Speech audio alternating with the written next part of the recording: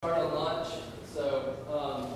This is Chattanooga Lunch. We're a community of developers who meet once a week and hear a topic either from our community or from outside of our community that is of interest to our community. We have a great set of community partners and sponsors: Open Table, Lamppost Group, Carbon 5, EPB, CoLab, Society at Work, and UTC. You can check out the meetup page. If you got here through someone else, go ahead and join so you get notifications for what the speaker topic is, so you'll know if you're interested in coming back. And then these are other meetups in the community that we're closely aligned with and kind of also focus on the developer community. If you want to get involved with what we do, github.com/chadev. We kind of run the entire organization really open. So if you don't like something, send us a pull request or a issue, and then hashtag Chadev on Freenode, the IRC room that we all hang out in. So, and if you don't like these slides, you can even submit a pull request on those as well. So if you have something to add, a meetup you're doing, something like that, that's where it's at. And then today, if you get.io/vote is tell us how you feel about the food, so that we try to kind of have a food selection that actually represents our community versus just picking arbitrary things or whoever the cheapest caterer is. So with that, I think that's all I've got, and we'll introduce Ken Hayes. Ken Hayes is the Executive Director of the Enterprise Center. And has been involved in Chattanooga and a conventional developer, as he just said, longer than any of us have been alive. So anyway, I'll let him tell you a little more about what the Enterprise Center is doing and what he does. So. Thank you, Ken. Thanks, appreciate it. Hey, welcome everybody. Thanks for letting me come. Real briefly, I was born and raised in Chattanooga. Went away to school in the 70s and then spent some time working outside of Chattanooga and whatever, but actually came back in 1986 to be a developer before there were any code to be written, I think, so at least in today's world. But I've been involved in Chattanooga in a lot of different ways, and in a real estate development role. And then my business partner actually in 96, 97 had a midlife crisis and decided to run for mayor of Chattanooga. And being a good friend and a good partner, I joined him in that sort of crisis and became his campaign manager and then became chief of staff at the city. In 2000, I got actually asked to go run the River City Company, to where the nonprofit that develops the downtown. And we did. It was an extremely active, fun 5 years. I mean, that's when the 21st century waterfront development came into being. We added 2 downtown schools. A lot of changing the one-way to two-way streets in Chattanooga started happening, and in the beginning of really the downtown housing effort. So, and then went back into real estate development, and then in 2010 got asked by to join a group of people to sort of look at how we leverage the asset that EPB had given us. And so what I'm going to do today is just sort of go through what we're doing, particularly to talk about sort of the Innovation District, which is just beginning we're beginning now just to sort of start looking. This is hopefully a two-way conversation, because after I finish, I mean, part of what we've been doing in a lot of these conversations is sort of saying, I mean, if we want to take Chattanooga to the next level and we want to do it in the innovation economy, what are things that we could be doing in this area? And so as I go through this, just think, because there is some questions at the end.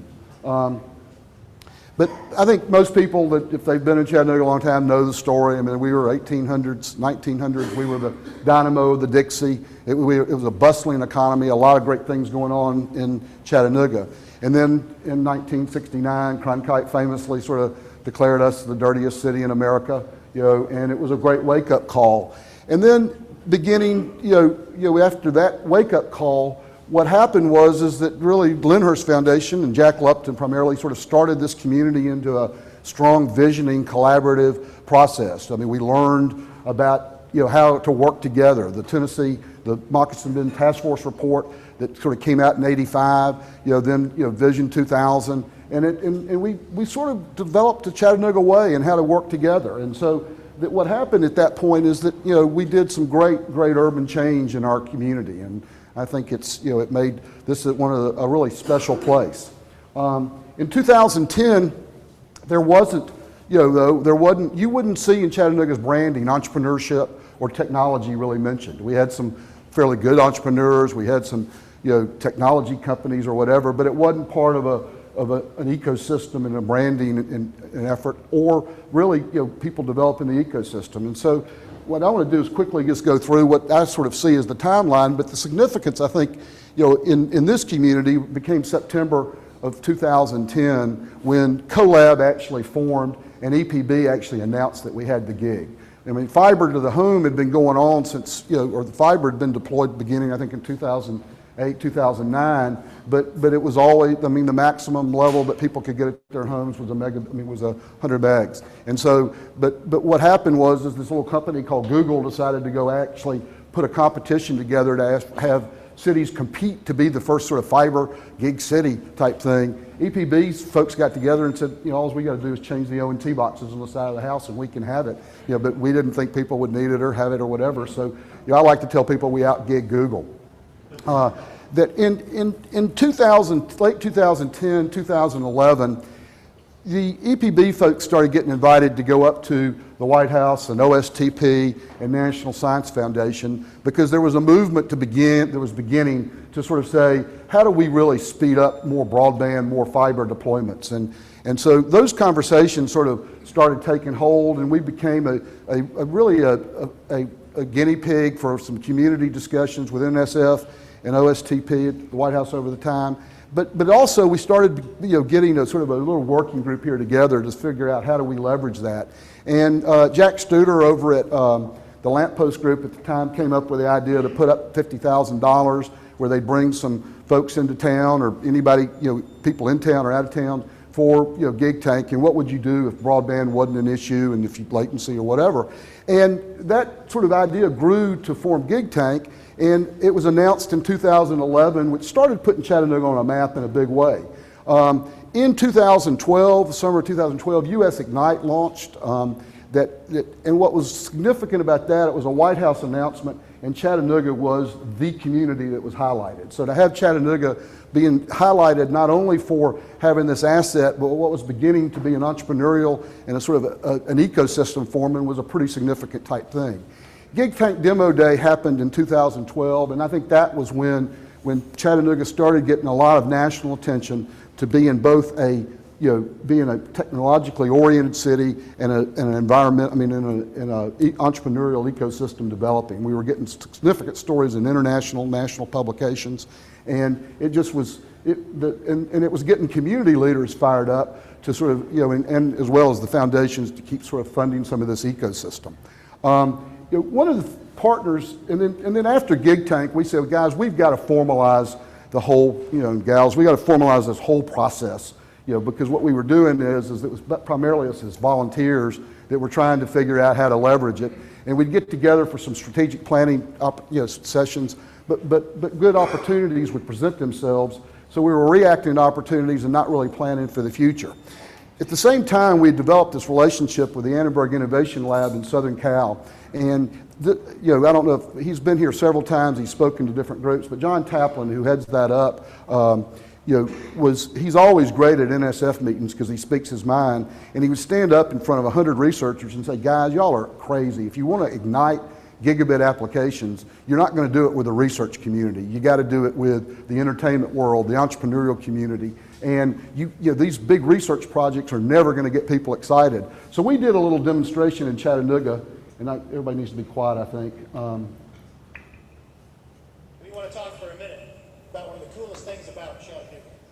Not only is this a beautiful, scenic mountain town and a river town and a lake town, Chattanooga is now one of the most wired and connected cities in the world. Now, there are many incredible things you can do being here in this big city, and some of them are really cool things you can do with music. Like what, Ray? Well, suppose it was a beautiful October night, on the Tennessee River. We had some musicians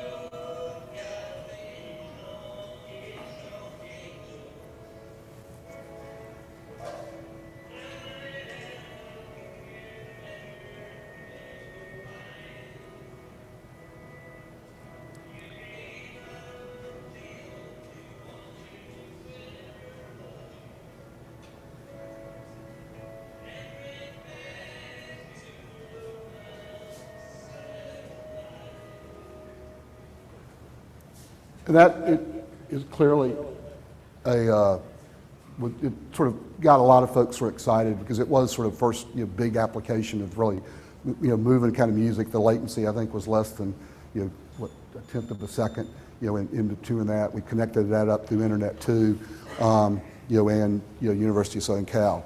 In 2013, the mayor announced a series of 6 Chattanooga Forward task force groups. He asked the group that had been meeting for this strategic plan, and I might mention that that Leslie Inman I think was on it. I think that's the only other person in this room that was part of that group. But he asked us to sort of take on sort of being the Chattanooga Forward Task Force report, and we had done a lot of these old strategic planning sessions, SWOT analysis, and we'd met on Saturdays and evenings and whatever, and so we had the basis of our work done.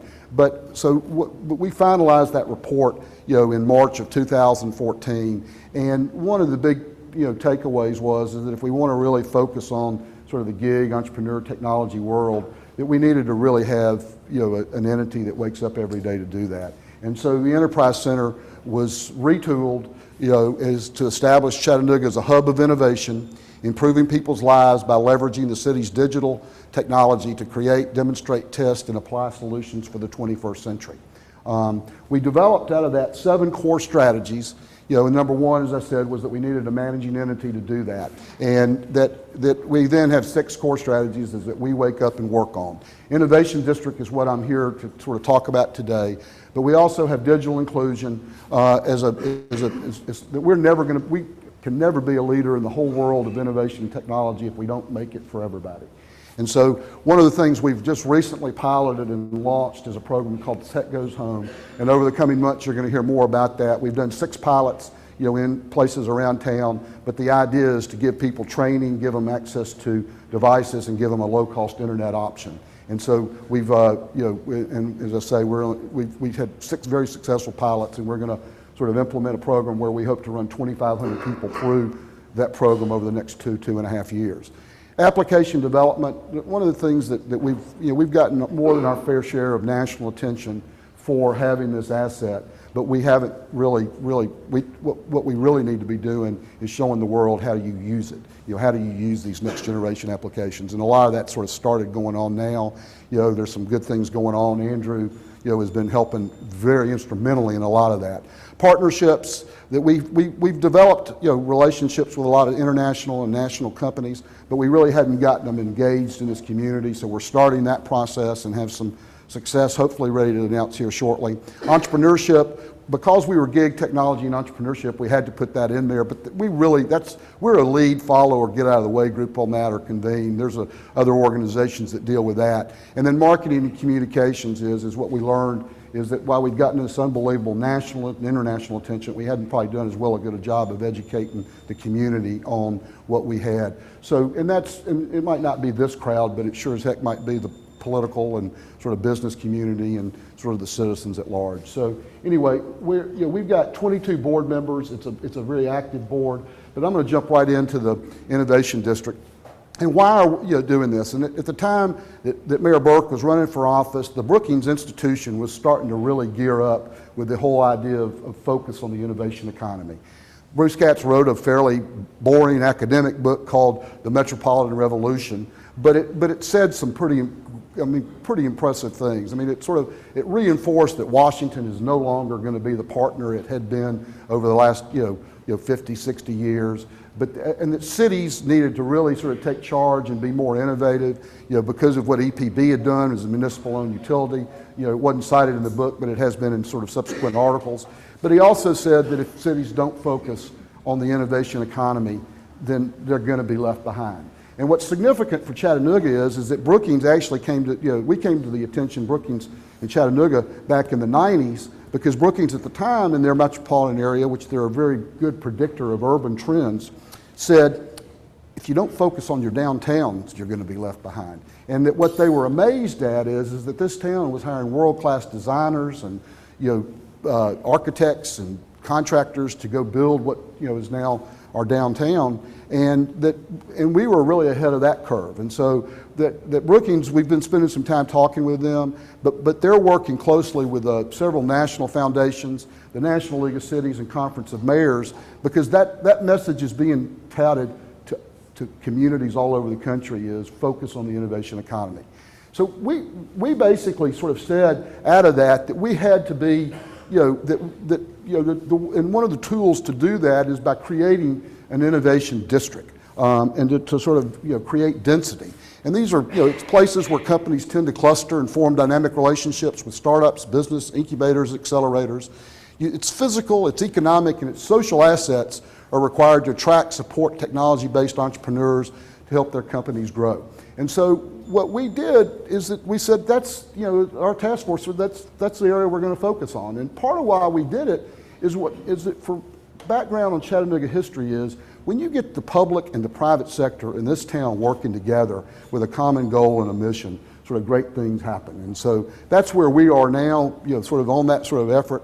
Here's a quick another little quick video that defines the innovation districts done by Brookings. The geography of innovation is shifting. Define the innovative economy 20 years ago, a worker needed to drive to a secluded research park, work in isolation, and keep ideas secret. Today, proximity is everything. Workers want to be in urban places that are walkable, bikeable, hyper-calculated, where they can bump into other workers and share ideas. Firms also want to be close to other firms, research labs, and universities in collaborative spaces so that smart ideas can be turned into smart products for the market. Innovation districts are this century's productive geography.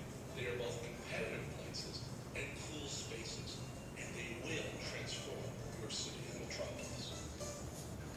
So we announced about 2 months ago a location for Innovation District, we spent, there was hours, folks involved in looking at this, and why we picked it, this is the downtown map, and you can see very lightly, it needs to be a little darker, the red area where the district is. But there is a method to the madness of how we selected it, and that is a little blown up area. The yellow line represents the shuttle there, and how we picked this area was, here again, we're trying to create density, to try to get as much sort of innovation economy workforce together. And I think Access America, when they moved from out at Eastgate to downtown, they moved here for the reasons that the research that was coming out of Brookings and Kaufman's various foundations showed is that this generation, the millennial, people want to be in denser areas. They want to be in the downtown areas. The office parks, we just saw the video, out in the suburbs, they don't want to be in here. So Access moved, a large group down there for exactly those same reasons. And one of the case studies that's used nationally and internationally is Tony Shea with Zappos from Henderson, I think Nevada, down to downtown old Las Vegas.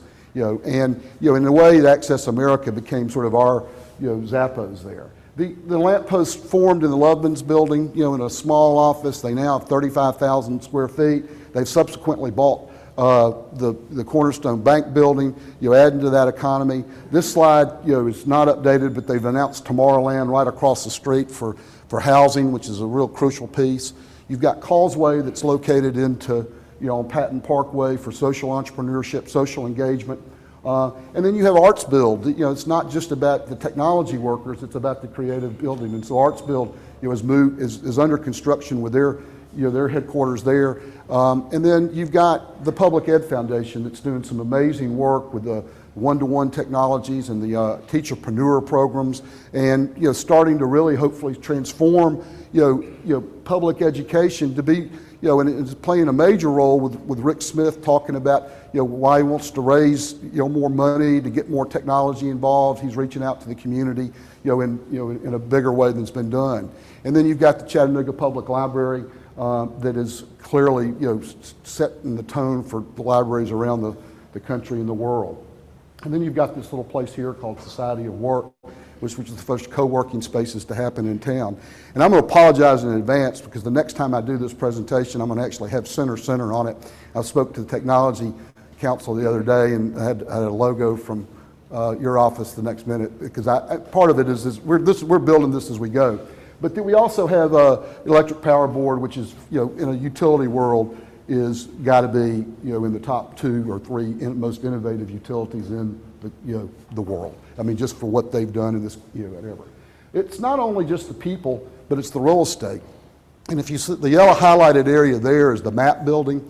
The state of Tennessee has given that to the University of Tennessee, Chattanooga. The chancellor and the provost and the top leadership have embraced the Innovation District piece in a big way. They've told us that we can have the ground floor, 17,000 square feet, to fit into some project for Innovation District. Andrew and some folks he's working with are actually doing an additive manufacturing fab lab study, feasibility study. We're getting some good traction and good results there, and hopefully, this summer we'll have a case study to sort of do something pretty unique, in the MAP building.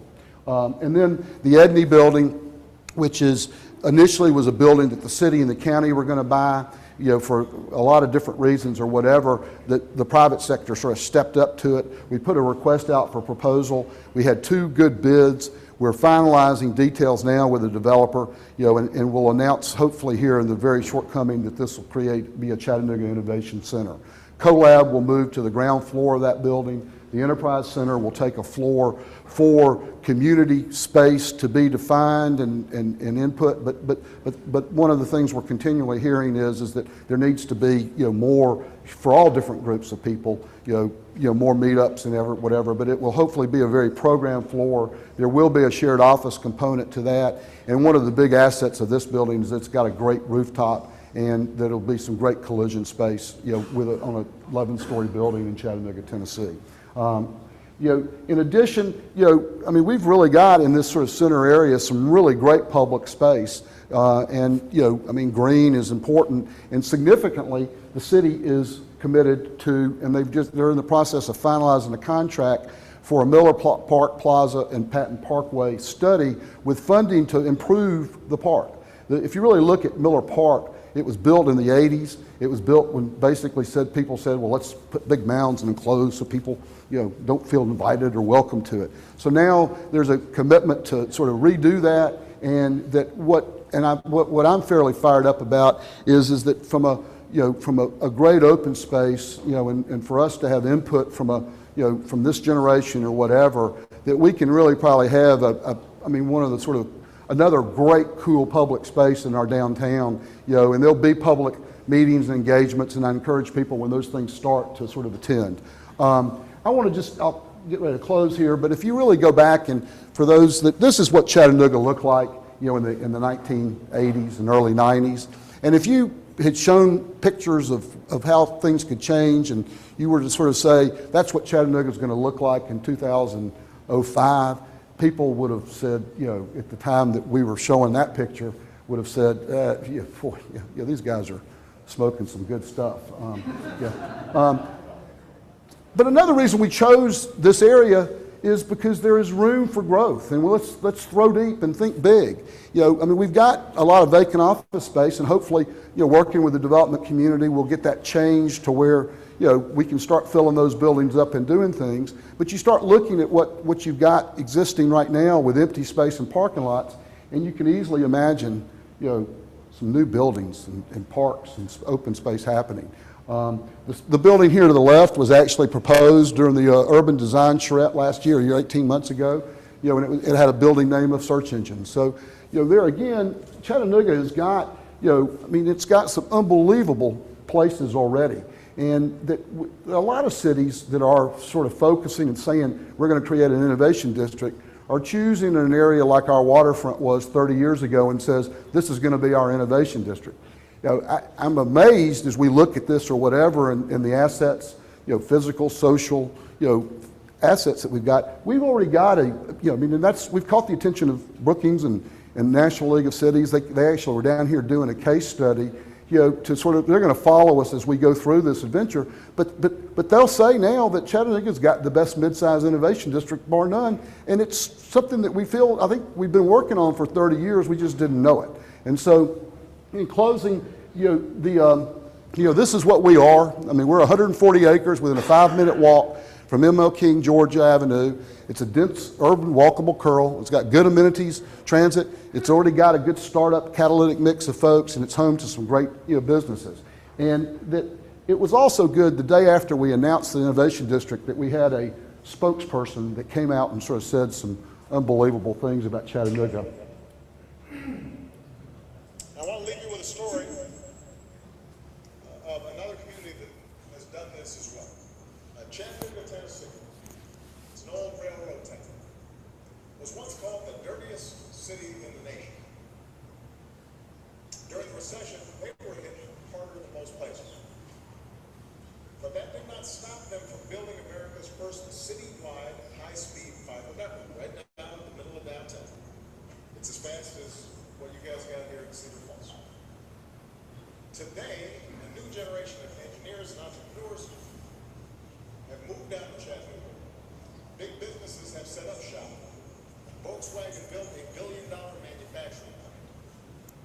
It's unleashing a tornado of innovation that the city's even testing out futuristic technologies like 3D holograms. And here's what their former mayor said.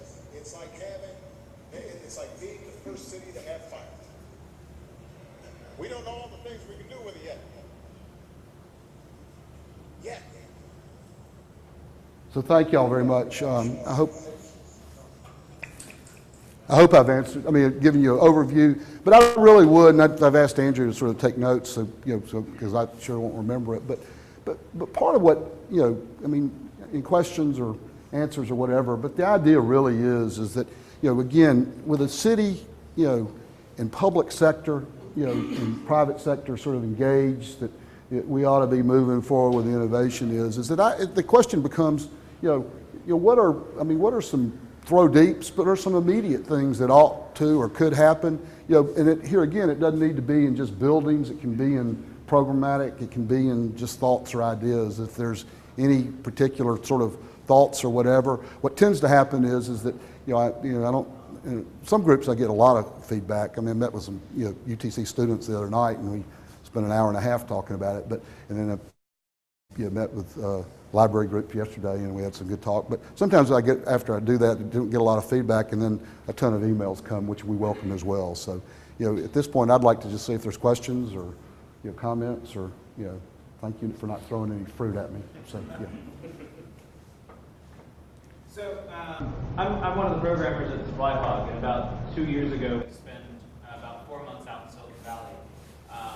And one of the interesting things that was very, different about going from Chattanooga to Silicon Valley and then having come back, how much more Chattanooga had a focus on families.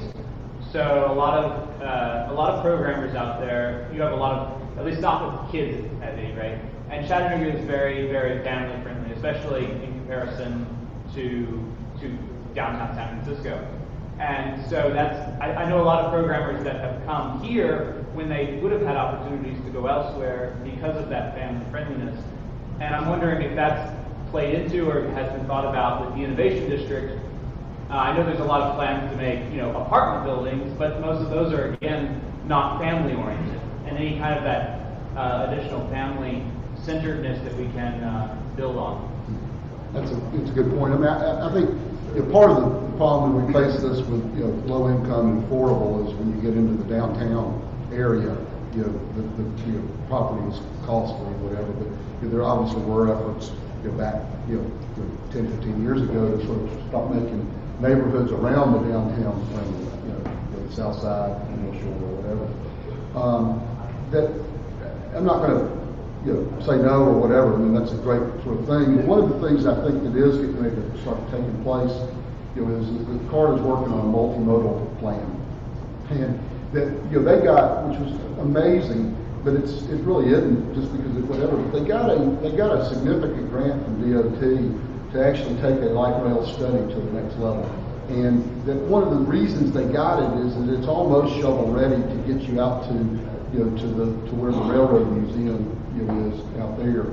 Is that they already own most of the track, and they've got a commitment from Norfolk Southern to where it goes from the south side of the cemetery to the Choo-Choo. to do some work there. And that, in my mind, all of a sudden starts to do some pretty cool things, is that if we can, if we can build support and momentum for it, is it really starts to make, the Highland Park neighborhoods and the East Chattanooga neighborhoods, in the area between Highland Park, I can't think of my name, in East Chattanooga, it starts to open up some land to sort of create some probably more family-oriented housing. So, but that's a good point, and I think I'd be interested in your all's comments on that. One of the things, I sit back here and my gut tells me certain things or whatever, but if you do have a family, and value quality of life, then Chattanooga is a pretty cool place. And so, is that, when you say it's attracting people, is it have y'all had some of that happen in Supply Hall or in some of y'all's other areas? Yeah, that's, for me especially, I have 2 kids, and that's one of the reasons here. I know. Where did you come from? I've bounced around.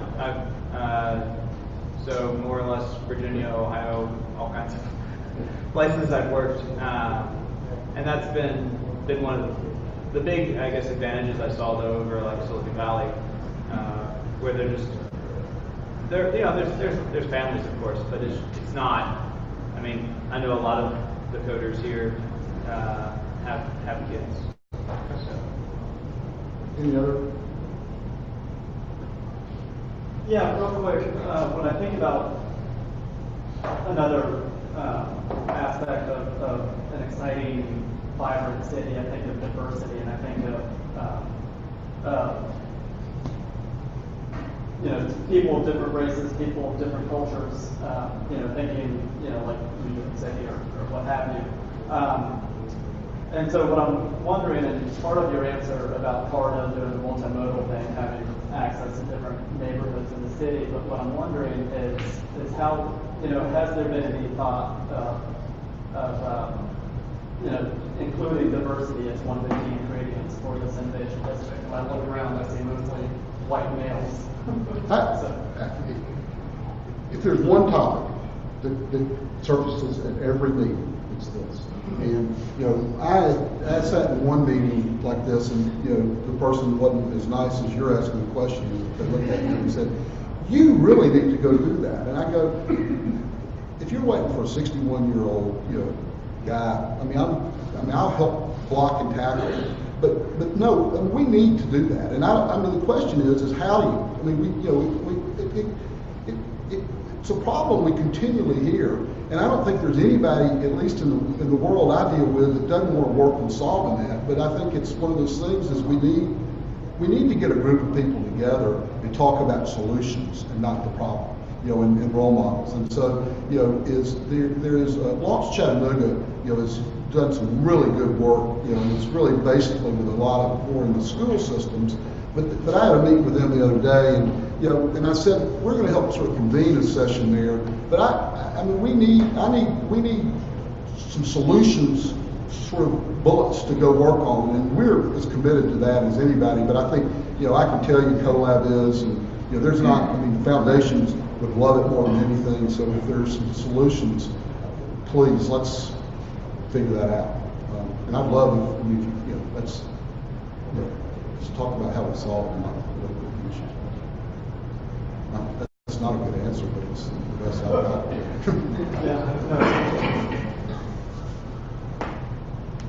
Thank you. I have a quick question. One of the things that you struggle with is healthcare benefits as a small company. We're working hard, putting in long hours, but our current healthcare climate is absolutely painful as a small business to find benefits for our employees. Is there anything on the plans of what you guys are doing in terms of the innovation district to sort of help augment that piece a little bit? This is a throw deep problem. No, we'll put it on. I don't know how the answer to that. That's, how are others solving that problem? Affordable Care Act, is that not a solution? I'm sorry, what is it? The Affordable Health Care Act? So, kind of. It's expensive, and the coverage is worse than other coverages I've had. Mm-hmm. And it kind of falls. Is it more expensive than other coverages? Yeah, and as an organization, I have to pay for it myself. I can't have the company pay for it, so I have to then self-elect. It's harder than saying, hey, as an organization, I want to make sure that all of our people are covered well. I mean, I think, and I think if you talk to big business, small business, or whatever, I mean, healthcare is a continuing. I mean, you've never heard of healthcare costs going down. Right. So it's going up. So. Well, I guess the reason I bring it up is because it seems like there's an opportunity for sort of shared buying power. I mean, if we're doing this innovation district kind of model, the idea where people kind of come together into a bigger plan, a bigger pool, it seems like that. I mean, just in all my experience, That's a great, when you provide an environment where you can be successful and smart thinking, and you're not worried about food because it's there's walkable restaurants and coffee shops, that's fantastic, and internet access, that's good. Like that creates an environment where people work, but also so they don't have to worry about. That hadn't been brought up or mentioned, but we'll put that on there and see if we. I don't know what our next steps are on it, but at least it's something to. Right. I mean, we're working with a couple of Andrew and I had with a doctor that represents 180 folks. They do a lot of shared professional managed care type stuff, and that's something that I throw to them or whatever. And I don't know enough about the whole world and how you put together a consortium for sharing insurance, but no, it's weird. I know. So when I was in Seattle, I was at Expedia. They had their own optometrist, in the building. And so it's that very walkable downtown, which is what you're absolutely advocating for. I think what a fantastic model. Yeah. And if anybody's got ideas on how to sort of pull that one off, I mean, we'd love to hear them. I mean, that's a start from ground level. While we're talking about big ideas, how about free public Wi-Fi?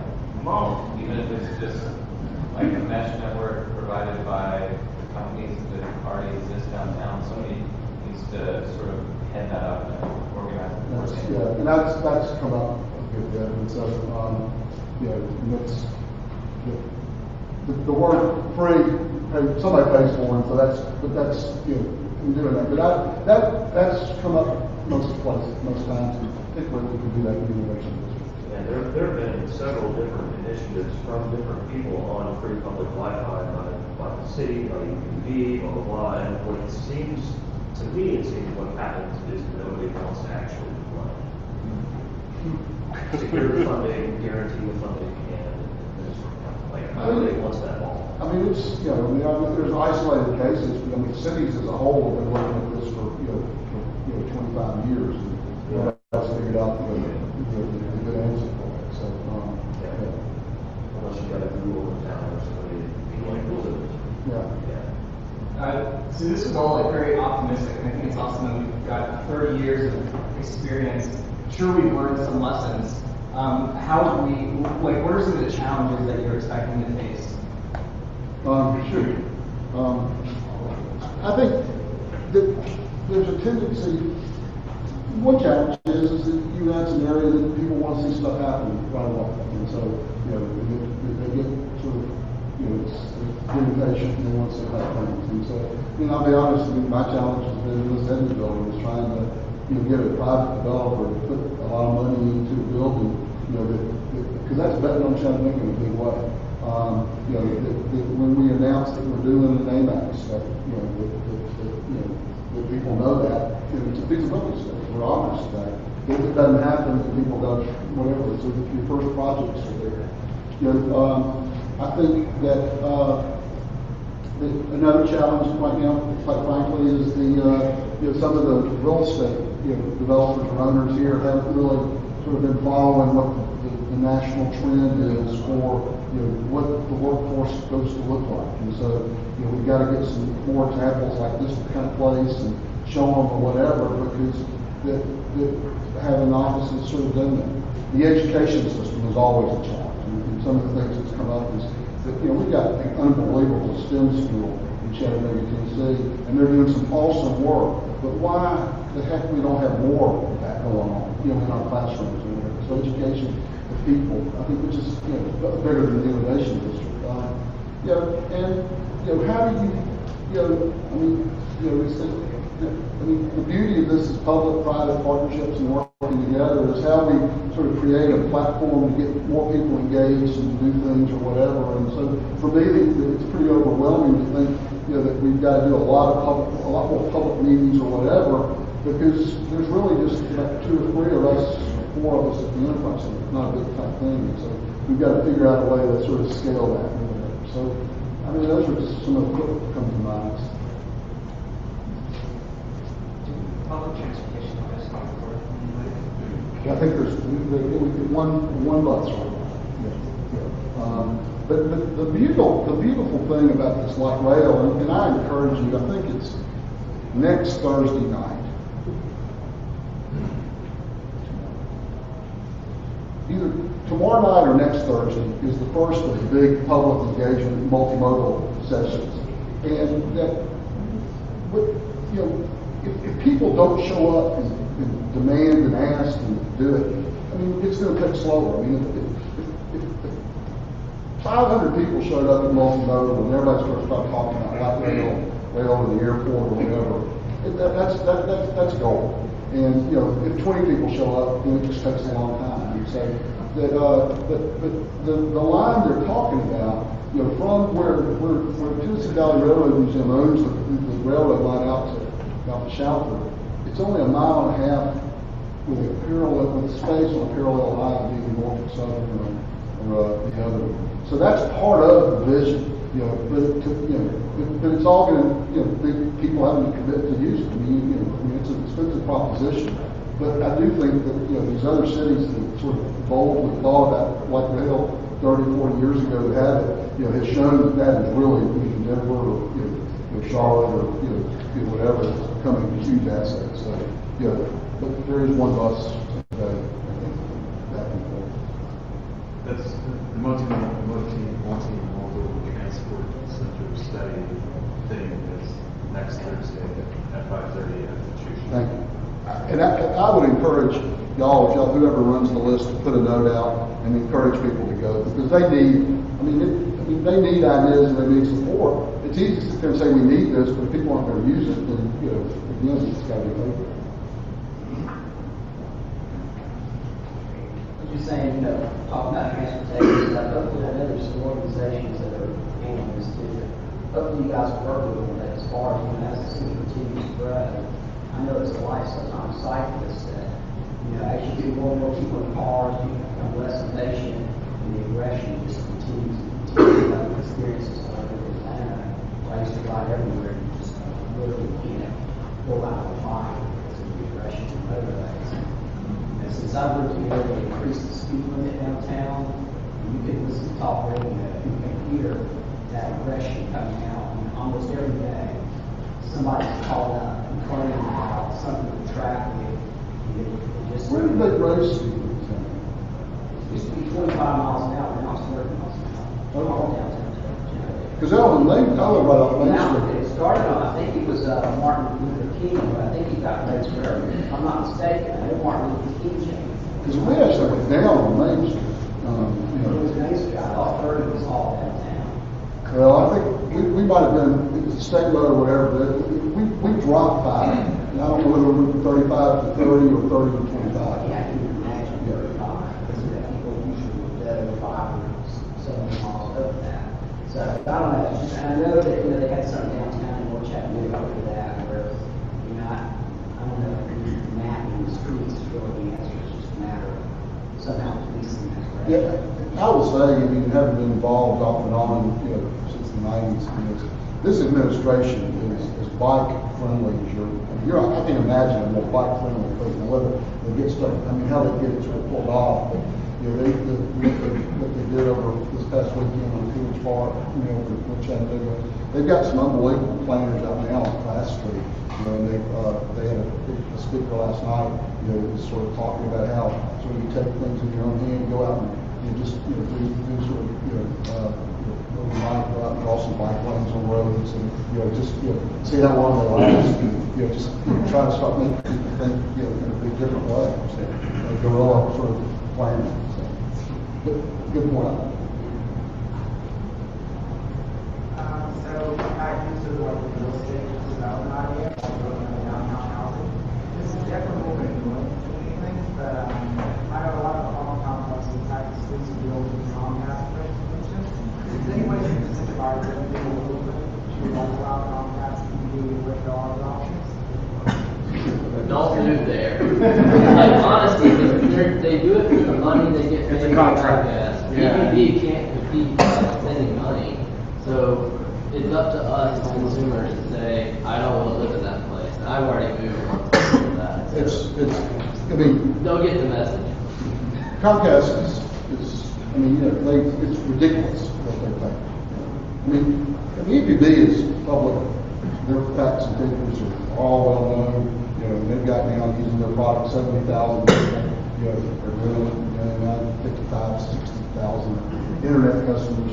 And Comcast says they've only lost, you know, 4 or 5, 8% of their market. So, you know, it doesn't add up. So, but they're not, you know, that's not going to be on our list. It's something we can worry about, because that's, I think Andrew's right. Just, you got to say, the consumers got to get rid of that. Thank y'all so much, and appreciate the opportunity, and hope I didn't bore you too much. So, anyway, thank you.